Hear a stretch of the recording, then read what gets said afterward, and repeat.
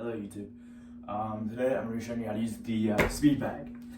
First off, there's different types of speed bags. You know, your medium, small, and large. That's pretty, you can probably assume the differences. This is a small bag, but right here I also have a medium bag, slightly used. You can tell the difference.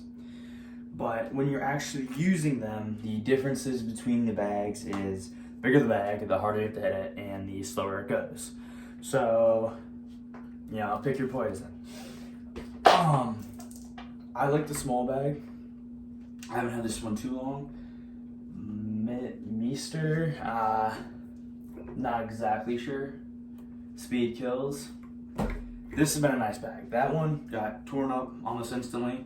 This one I've been using for a few weeks. I mean, maybe a scuff, but this bag has definitely held up.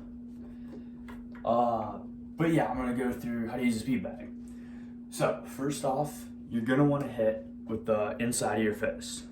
You're not hitting with your pinky. You're not punching it straight on.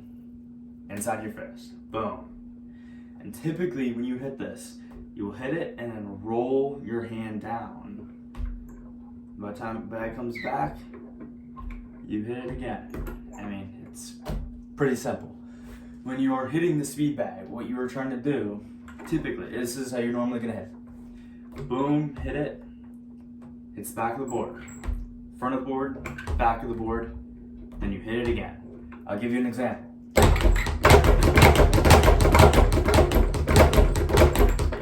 Okay, I'll slow it down. So, boom, boom. Switch your hands. Then add both hands. That was a little bad.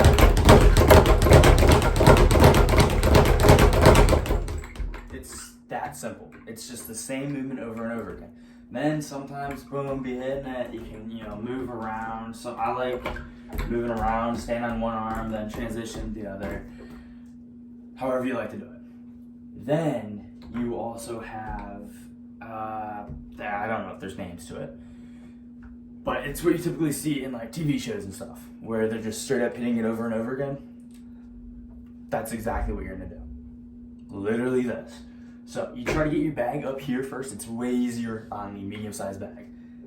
But get your bag up here, you let go, then just start going. So I'll see if I can do it for y'all. It's a little harder, but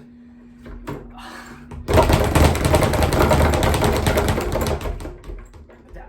And you're straight up just keeping it here the entire time. Yeah, you'll see it'll run around everywhere. The smaller one's harder to hit, so. And then for the last one, I was poking out. I'm not good at this one. This is you're going in and out. Like, that was horrible.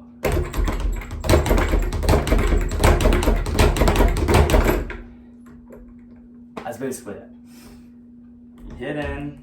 This one, you're not really rolling down as much, but come back, boom. As you saw. I mean, I can try again, but holy smokes.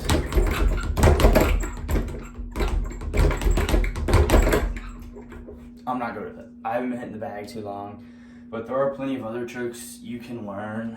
I will say when you are looking at bags, you will typically find these. You can see it. Yeah, this is metal up here. This one's plastic. The plastic one will make way less noise. Not as good though. I mean, this is screwed in, as you can see, and it is kind of stripped. So when you're hitting this one, it slowly did come out, I had to spin it back every time I wanted to use it. And this is an Everlast bag. Immediately, I mean, 4 or 5 weeks, I'd say. And having to clean all this stuff up. So I would 100% recommend getting a real bag, a leather bag. Metal one, this is 100% nicer, but definitely louder. I say it's worth it. You know, it was pretty easy to install. It's the exact same size as Everlast. Boom. Then when you're looking at the bags, yeah, you want to get a a leather one. This Meister, you'll see it's popped up. This has been real good. I mean, haven't had like any problems with it. The only thing is, this bag, you're gonna have to fill it up with air more than a normal bag. It has a, it's the bladder in the bag. You can definitely look this up if you're looking at your own bags. The bladder in this bag is supposed to be stronger, last longer, but air slowly does leak out of it. So you just have to be mindful of that. I mean, it's not bad. I've had this, multiple weeks, and it's not bad enough where I've had to refill it yet. That's about it to the speed bag,